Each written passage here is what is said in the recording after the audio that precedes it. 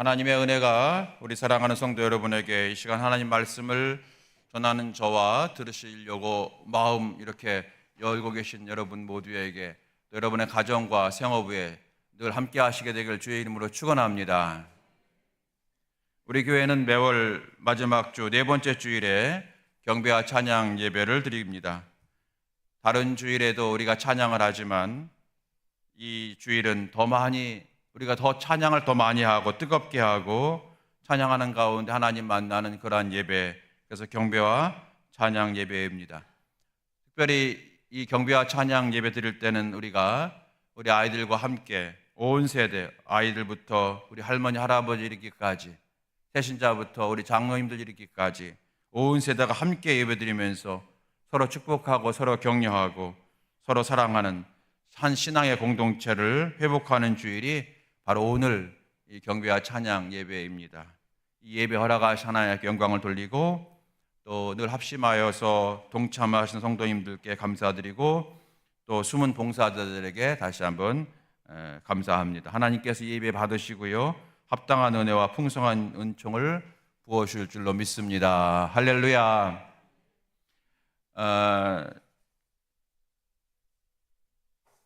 제가 작년 9월 23일 날 저희 딸을 결혼시켰거든요. 그때 이제 저보고 주례를 하라고 그래서, 아니 아빠 친구들 목사님들 많이 계신데 왜 아빠가 주례를 해야 되냐 그랬더니 다 이유가 있다는 거예요. 그래서 저는 딸 얘기 잘 듣거든요. 그래서 제가 주례를 했는데 짧게 했었어요. 근데 이제 그 생각이 난 거예요. 아, 우리 딸이 결혼한 지 1년 됐구나. 내일이면 1년 되는데 하나님 잘 살게 해 주시옵소서. 그런 마음을 가지고 이제 제가 그때 주례했던 주례사를 다시 한번 이렇게 제 파일을 열어봤어요. 이런 걸 했더라고요. 바라기는 앞에 쭉 얘기하고 중간에 바라기는 아빠보다 곱절로 행복하게 살아라. 아빠보다 곱절로 예쁘게 살고 아빠보다 재미나게 살아라. 성경에 행복하게 잘 사는 법이 나와 있단다. 그것은 예수님 잘 믿으며 사는 것이란다. 얘들아, 예수님 잘 믿으면 행복해진다고 하는 말을 어떻게 믿느냐고? 그거 이 아빠가 보증할게. 살다 보면 어려운 일도 생기고 곤란한 일도 만나기도 한다는 거 다 알고 있지?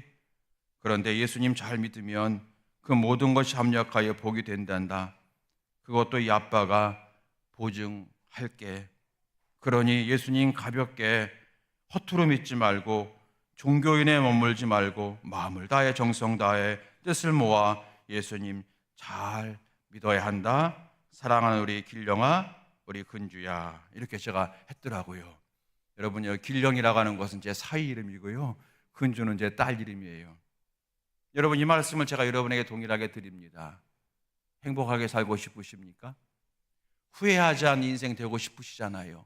그러면 예수님 잘 믿으며 살아갈 수 있게 되기를 축복합니다. 그거 어떻게 믿느냐고요?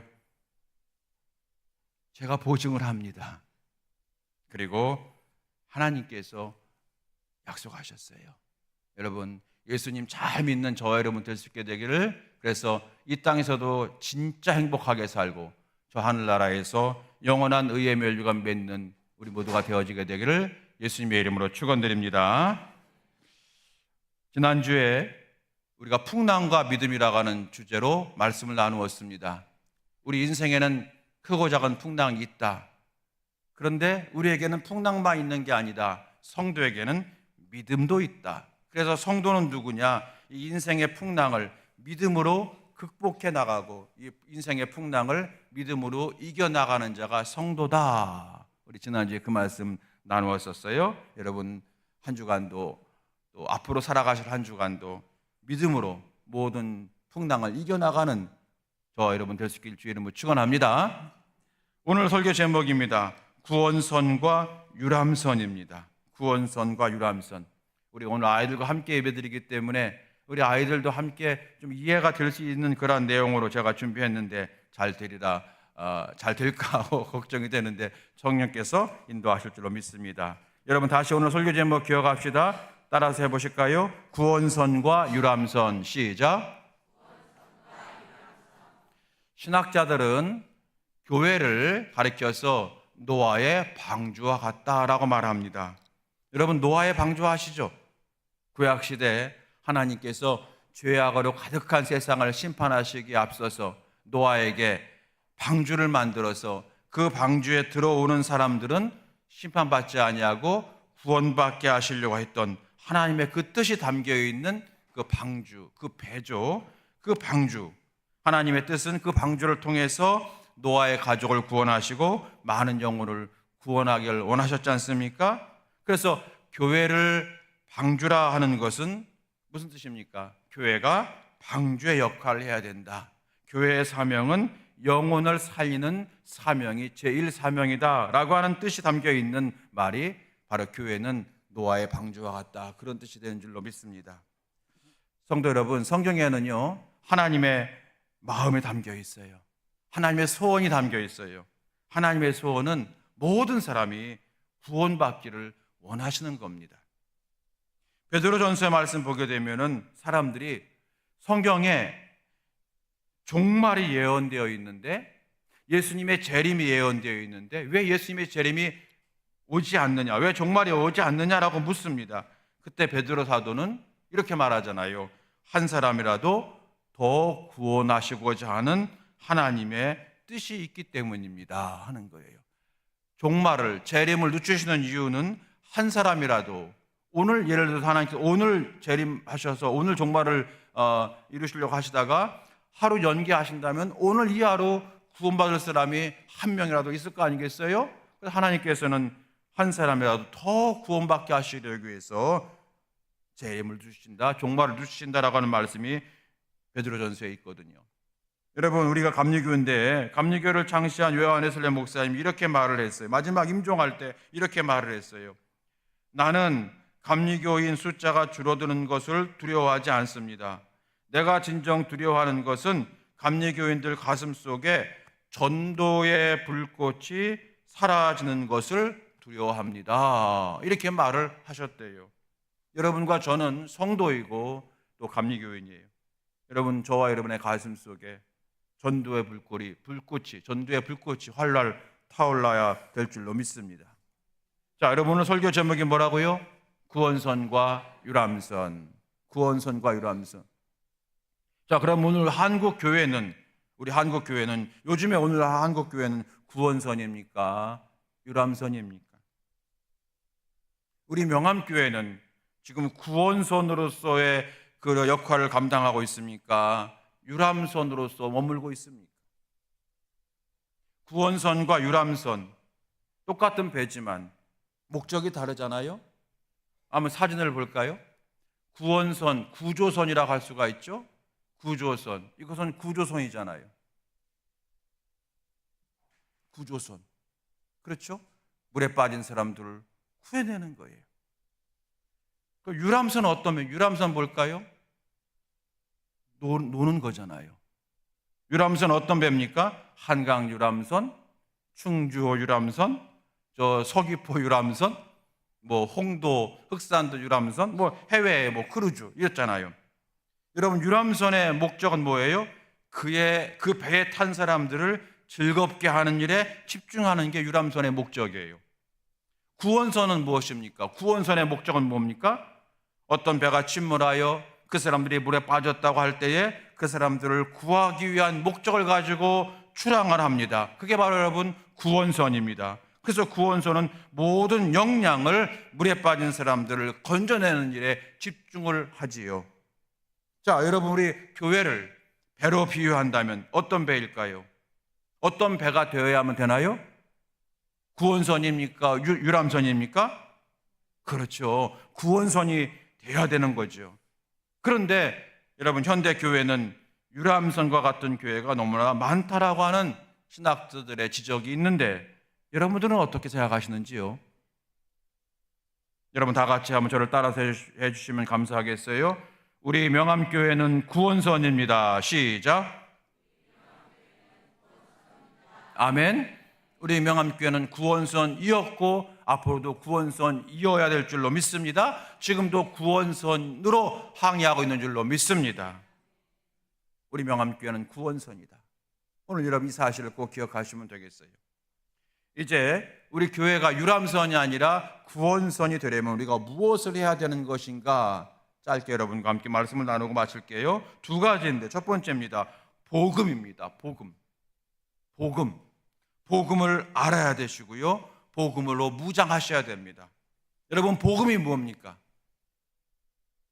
그 복음을 알아야 되고요, 또 복음으로 무장하셔야 돼요.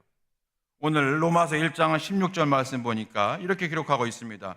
내가 복음을 부끄러워하지 아니하노니 이 복음은 모든 믿는 자에게 구원을 주시는 하나님의 능력이 됨이라. 아멘. 내가 이 복음을 부끄러워하지 아니한대요.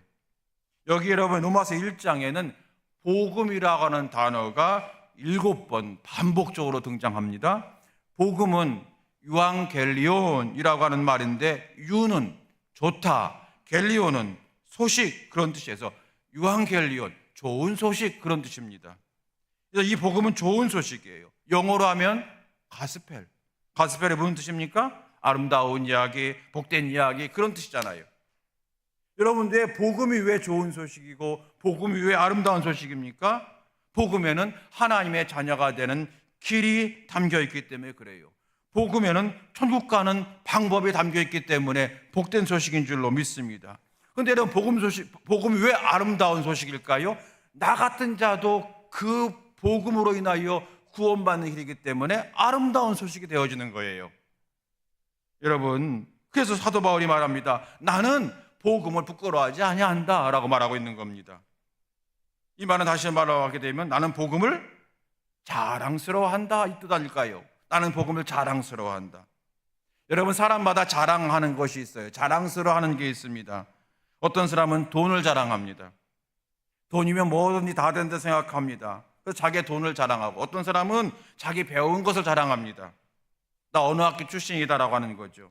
자기 지식을 자랑합니다. 어떤 사람은 현재 자기가 가지고 있는 권력이나 소위 말하는 배경을 자랑을 합니다. 그러면서 하나님은 없다고 하지요. 어떤 사람들은 자녀를 자랑합니다. 물론 여러분, 이 모든 것이 다 우리의 자랑거리가 돼요. 자랑할 만한 것입니다. 그런데 그 모든 자랑보다 더 큰 자랑이 있으니 그것은 바로 복음이라고 사도 바울은 말씀하고 있는 겁니다. 왜냐하면 사도 바울은 지금 우리가 말한 모든 것들을 다 가지고 있던 분이거든요. 그 시대에 권력을 가지고 있던 사람이고요, 그 시대에 돈을 가지고 있던 사람이고, 그 시대에 배움을 가지고 있던 사람이기 때문에 그는 자랑할 것이 정말 많을 거예요. 생각해 보니까 자식 자랑만은 못했을 것 같아요. 왜냐하면 사도 바울은 미혼이었기 때문에. 자, 그런데 이 자랑거리가 많은 사도 바울이 오늘 성경에서 무엇을 자랑한다고요? 나는 복음을 자랑합니다 라고 말하고 있다는 거예요. 복음. 사도 바울은 예수 믿기 전까지 세상의 것을 자랑을 했어요. 자랑했을 뿐더러 복음을 가지고 있는 사람을 참 한심한 사람, 참 할 짓 없는 사람들, 정말로 한심하고 부끄럽다 그랬어요. 자기 동족 가운데서 예수가 그리스도라고 말하는 사람을 보면서 부끄럽다, 무식하다, 한심하다, 할 일 없다, 이렇게 얘기했었어요. 부끄럽게 여긴 것도 모자라서 그 예수 믿는 사람들을 죽이려고 했습니다. 그런데 그가 다메섹 도상에서 부활하신 예수님을 만났어요.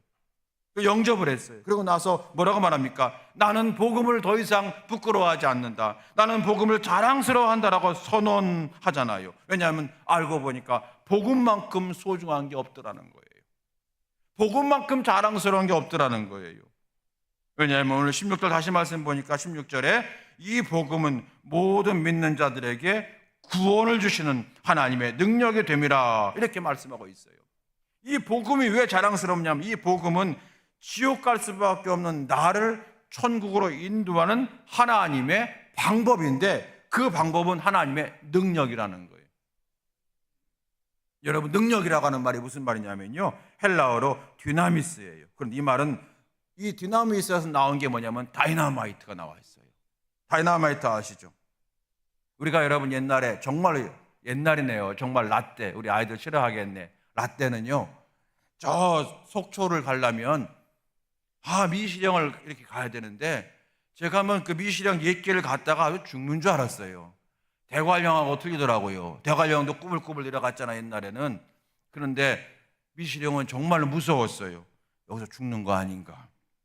고개 올라가고 굽이굽이 내려오고 차 안에서 막 토하고 정말 죽을 마음, 조금 과장스러워해서 죽을 마음 각오하고 가야만 되는 게 그 미시령 고개였어요.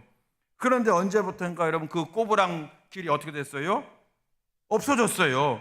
그 높은 산을 한 방에 그냥 뻥 뚫어버린 거예요. 뭐가? 다이너마이트가 뻥 뚫어버려가지고 거기에 여러분 터널, 미시령 터널이 생겼잖아요. 2,000원인가 3,000원만 내면 아무나 왔다 갔다 할 수 있단 말이에요. 여러분 그 길 걸어갈 때에 꼭 경제속도 지키시기 바랍니다. 카메라가 많더라고요.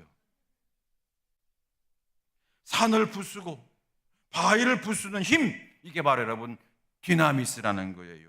하나님은 예수님을 통해서 천국 가는 그 길을 뻥 뚫어주신 거예요. 그 하나님의 자녀되는 길을 뻥 하고 뚫어놓으신 것이 여러분 이게 복음이라는 사실이에요. 바울이 선언하는 겁니다. 로마 제국아, 너희가 지금 힘을 자랑하고 있느냐, 법을 자랑하고 있느냐, 건축물을 자랑하고 있느냐, 너희들의 나라는 영원하지 못할 것이다. 영원한 나라는 오직 하나님이 이루신 하나님 나라일 뿐이다. 로마 황제여 영원할 줄 아느냐, 오직 예수님만이 영원한 왕이시다. 너희는 다 사라질 것이고 로마의 법도 로마의 가치관도 다 사라질 것이다. 오직 예수님만이 영원하다. 이것이 여러분 사도 바울이 말한 복음의 능력이라는 거예요. 이게 여러분 사도 바울이 가슴에 새겨진 그의 불타는 믿음이 되는 줄로 믿습니다. 여러분 이 시간 저와 여러분도 그걸 선언해야 되는 거예요. 그래야 우리가 구원성이 될 수 있다는 겁니다. 내가 한번 내 마음에 선언해야 돼요. 나는 이제 지옥을 이겼다.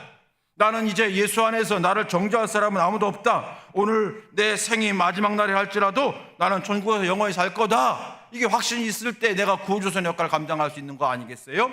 여러분 너무 어렵네요. 여러분 요즘에 우리가 보는 거 나는 하나님의 자녀다.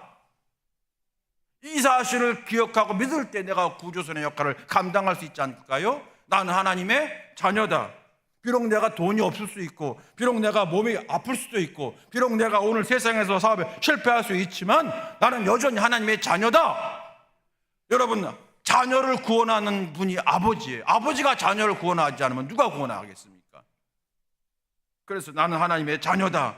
나는 그리고 더 나아가서 이 세상 살아갈 때에 날 구원하신 예수님의 제자다. 이 확실한 믿음이 있을 때에 우리의 모든 삶이 여러 가지 인생의 풍랑이 있고 어려움이 있지만 그 모든 것들이 해결되진 않더라도 항상 그 모든 문제가 한쪽 방향으로 흘러가게 되는 거예요. 그래서 항상 기도할 때도 주여 내가 주의 자녀답게 살기 원하오니 내 삶을 지켜 주옵소서 이렇게 기도가 딱 되는 거잖아요. 할렐루야. 인생의 놀라운 이 가치관 정체성인 거예요. 저 여러분에게 늘 잊지 마십시오. 여러분 저도 하나님 앞에서 목회하지만 때로는 우리 성도들이 야 우리 목사님 최고 그럴 때도 있지만 때로 우리 목사님 왜 저러실까 하면서 제가 여러분에게 근심 줄 때도 있단 말이에요. 그렇지만 여러분 인생에 오르락내리락 있지만 여전히 저는 하나님의 자녀인 줄로 믿습니다. 여러분에도 똑같은 거예요. 여러분 하나님의 자녀예요. 세상은 우리에게 있고 없고를 따지면서 무시하기도 하고 멸시하기도 하지만 하나님은 안 그러세요. 왜요? 자녀이기 때문에 그래요. 여러분 우리가 예수님을 믿고 하나님 믿기만 하면 구원받는다고 하니까 얼마나 쉬워요? 어려워요? 쉬워요? 쉬워요. 그래서 복음이에요. 만약에 여러분 천국 가는 것을 우리에게 시험 치러서 천국 간다고 하게 되면 우리 정말로 어떡할까요? 골치 아파요. 그죠? 그런데 우리에게 믿기만 하면 구원받는다고 하니까 얼마나 쉬워요? 그러니까 복음이에요. 나도 구원받을 수 있고 저 사람도 구원받을 수 있고 이 사람도 구원받을 수 있고 그래서 복음인 거예요. 사랑하는 성도 여러분, 이 복음으로 무장하고 이 복음으로 충만해서 천국 백성 넉넉히 되고 하나님의 자녀가 되었음을 확신하면서 기쁘게 살아가는 우리 모두가 될 수 있길 주의 이름으로 축원합니다. 두 번째입니다. 전도예요. 전도. 오늘 15절 이렇게 말합니다. 사도 바울이 15절입니다. 그러므로 나는 할 수 있는 대로 로마에 있는 너희에게 복음 전하기를 원하노라. 아멘. 사도 바울은 로마에 가서 복음 전하기를 갈망했다는 뜻이잖아요. 여러분, 우리 대한민국 인구가 5천만 명이 좀 넘었죠? 5천만이 조금 넘어 5,175만 명 되죠? 그 중에 여러분 18%가 우리 개신교인이라고 해요. 10년 전만 해도 개신교인이 20%라고 했었는데 지금은 개신교, 불교 다 종교인 수가 지금 하락했어요. 지금 무종교 시대로 가고 있어요. 그런데 어쨌든 5천만 명 중에 20%를 계산할 때에, 그런데 5천만 명 중에서 여러분, 우리나라 인구 5천만 명 중에서 1년에 약 30만 명이 세상을 떠나신대요. 뭐 사고든 질병이든 30만 명이 사망을 한대요. 한 달로 환산하면 한 달에 2만 5천 명이 사망하는 거예요. 이것을 하루로 치면 약 하루에 우리 대한민국 남한에 하루에 약 800명이 사망해요. 오늘도 800명이 사망합니다. 통계적으로. 하루에 사망하는 800명 중에서 20%를 하게 되면 800명 중에 160명은 천국 가고 640명은 지옥 간다는 결과가 나오는 거예요. 통계적으로. 오늘 이 하루 160명이 천국 가고 640명이 지옥 가는 거예요. 이 하루. 그 통계가 나오는 거예요.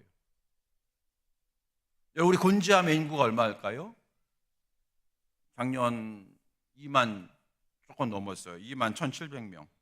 광주시가 39만 명쯤 되는데, 제가 이 명함께 오면서 광주시 인구가 얼마나 되나 맨 먼저 봤거든요. 39만 명이에요. 그런데 우리 곤지암 인구가 2만 1,700명.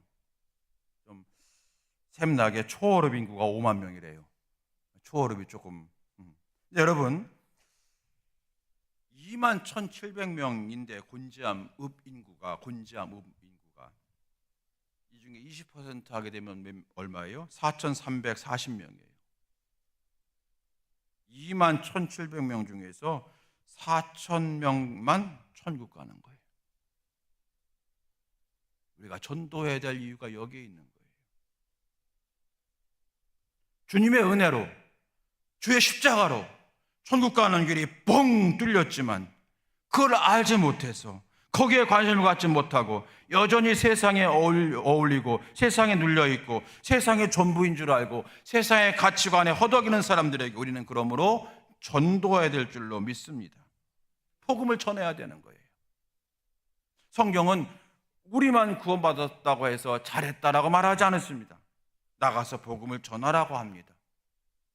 네 동생 찾아오라고 얘기합니다.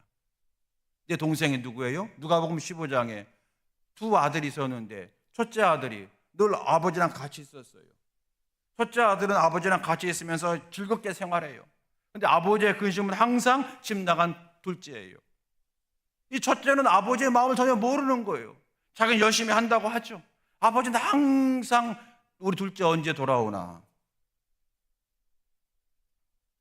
여러분, 그 첫째는 효자입니까? 불효자입니까? 불효자잖아요. 아버지가 말하는 거잖아요. 네 동생 찾아와. 네 동생 찾아와. 우리 여러분 전도해야 될 줄로 믿습니다. 마태복음 28장 19절 말씀, 그러므로 너희는 가서 모든 민족을 제자로 삼아 아버지의 아들과 성령의 이름으로 세례를 베풀라. 마가복음 16장 15절, 또 이르시되 너희는 온 천에 다니면서 만민에게 복음을 전파하라. 아멘. 전도의 비결이라고 하는 책을 쓴 어떤 신학자가 이렇게 말을 했어요. 만일 우리가 사는 동안 위대한 일을 못했다 할지라도 단 한 사람 전도했다면 그의 삶은 가장 가치 있는 삶으로 마감될 것입니다. 또 어떤 신학자가 이렇게 말을 했어요. 내가 만나는 사람에게 복음을 전하기까지 그리스도인으로서 합당한 옷을 갖춰 입은 것은 아닙니다. 여러분, 우리가 살면서 건강한 거 정말로 중요합니다. 여러분 기도 많이 하시기 바랍니다. 병 낫는 거 정말 시급한 일이죠. 그러나 여러분, 건강하고 병 난 것보다 더 중요한 게 있어요. 그것은 방주에 들어가는 거예요. 우리 자녀들이 좋은 학교 가고 좋은 회사 들어가는 거 매우 중요합니다. 그것 위해서 열심히 우리 노력해야 되고 뒷바라지해야 되고 기도해야 됩니다. 그런데 그보다 더 중요한 것이 뭐예요? 우리 자녀들이 방주에 들어가는 거예요. 우리가 이 복음을 자랑스러워하고 늘 전도하는 삶을 살려고 했을 때 하나님 우리를 결코 그냥 놔두지 않으실 줄로 믿습니다. 볼지어다 세상 끝날까지 내가 너와 항상 함께하리라 약속하셨잖아요. 여러분, 저도 약속을 지키려고 무진 애를 씁니다. 그래서 여러분, 생생내는 건 아니지만 제가 우리 오정인 집사한테 내가 약속했었잖아요. 그래서 제가 지난주에 50만 원 줬잖아요. 저도 약속 지키려고 했어요. 하나님이 어떤 분입니까? 그분이 약속하신 거예요. 땅끝까지 복음을 전하라. 내가 너희와 항상 함께하리라 약속하신 거예요. 그래서 신약 성경을 구약 성경, 신약 성경, 구약, 신약, 약속의 말씀, 언약의 말씀. 여러분, 제가 저희 딸한테 약속했거든요. 행복하게 살기 원하느냐? 예수 잘 믿어. 누가 보증한다고? 아빠가 보증할게 그랬거든요. 여러분, 약속이에요. 사랑하는 성도 여러분, 우리가 복음을 무장하고 복음을 자랑스러워하고 늘 전도하는 삶을 살려고 하게 되면 하나님은 반드시 우리를 축복할 줄로 믿습니다.